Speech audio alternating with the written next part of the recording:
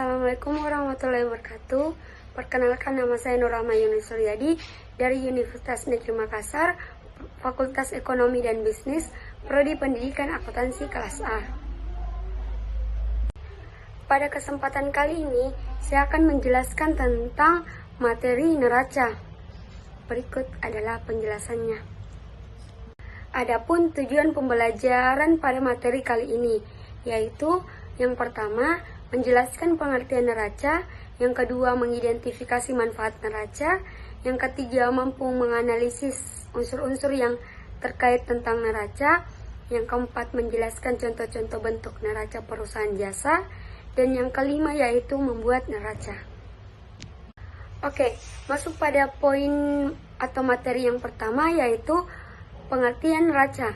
Neraca adalah bagian dari laporan keuangan suatu entitas bisnis atau perusahaan yang berisi informasi mengenai aktiva, kewajiban, dan ekuitas pemegang saham pada akhir periode akuntansi perusahaan. Oke, masuk pada materi kedua, yaitu manfaat neraca. Yang pertama yaitu sebagai alat menganalisis finansial yang digunakan untuk menganalisis perubahan kondisi keuangan suatu perusahaan secara berskala dari tahun ke tahun. Jadi, laporan neraca kita atau perusahaan dapat mengetahui bagaimana perkembangan perusahaan dilihat dari kondisi keuangannya. Yang kedua yaitu untuk menganalisa likuiditas. Likuiditas alat untuk menganalisis kemampuan perusahaan mengembalikan utang dalam bentuk dana cair atau likuid suatu entitas bisnis, sehingga diketahui kemampuan suatu perusahaan untuk melakukan kewajibannya dengan harta likuid. Dan yang ketiga yaitu menganalisa pembayaran utang, yang dimana alat untuk menganalisis kemampuan suatu perusahaan dalam melunasi utang jangka pendek sebelum jatuh tempo. Neraca sangat penting untuk melihat apakah perusahaan mampu membayar utang jangka pendeknya dengan melihat aktiva dan dibandingkan dengan kewajiban atau utangnya. Oke, masuk pada materi ketiga yaitu unsur-unsur neraca, yang dimana terbagi menjadi tiga, yaitu yang pertama aktiva, yang kedua pasiva, dan yang terakhir yaitu modal. Yang pertama yaitu aktiva atau aset adalah kekayaan yang dimiliki oleh suatu entitas bisnis atau perusahaan yang dapat digunakan untuk memperoleh manfaat bisnis di masa yang akan mendatang. Pada dasarnya, aset ini merupakan kekayaan yang akan digunakan untuk operasional secara menyeluruh. Dalam aktiva terbagi menjadi dua, yaitu aktiva tetap dan aktiva lancar. Aktiva tetap yaitu aktiva yang umur kegunaannya jangka panjang. Biasanya ini lebih pada kekayaan yang mampu menopang operasional perusahaan dalam waktu yang lama atau terus-menerus. Sebagai contoh kekayaan yang termasuk dalam aktiva tetap diantaranya yaitu tanah, gedung, peralatan, hak paten, hak sewa, hak cipta, dan merek dagang. Yang kedua yaitu aktiva lancar.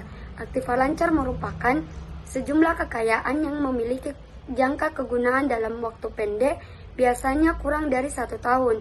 Beberapa aktiva yang masuk dalam kategori itu yaitu yang pertama kas, yang kedua piutang, yang ketiga persediaan, yang keempat perlengkapan, yang kelima biaya yang dibayar di muka.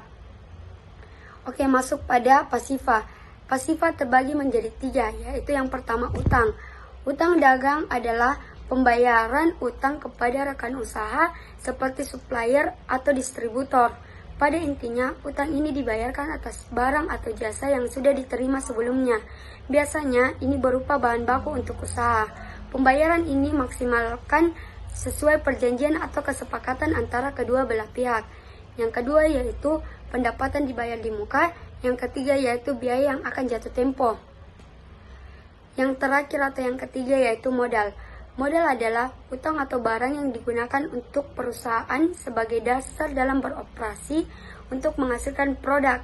Pada suatu neraca, modal merupakan perhitungan selisih antara aset dan kewajiban di akhir periode akuntansi. Oke, masuk pada materi yang terakhir yaitu Contoh soal neraca. Berikut adalah contoh soal neraca mengenai bengkel motor Brum, yaitu neraca per 31 Agustus 2018 dalam bentuk ribuan dan rupiah. Dapat kita lihat di sebelah kiri itu ada aktiva dan di sebelah kanan terdapat pasiva, yang dimana aktiva terdiri dari aktiva lancar dan aktiva tetap, dan di sebelah kanan terdapat kewajiban dan modal. Itulah tadi penjelasan tentang materi neraca. Saya Nur Rahmayani mohon maaf apabila selama penjelasan materi tadi ada yang kata-kata yang kurang dimengerti atau dipahami. Mohon dimaafkan. Assalamualaikum warahmatullahi wabarakatuh.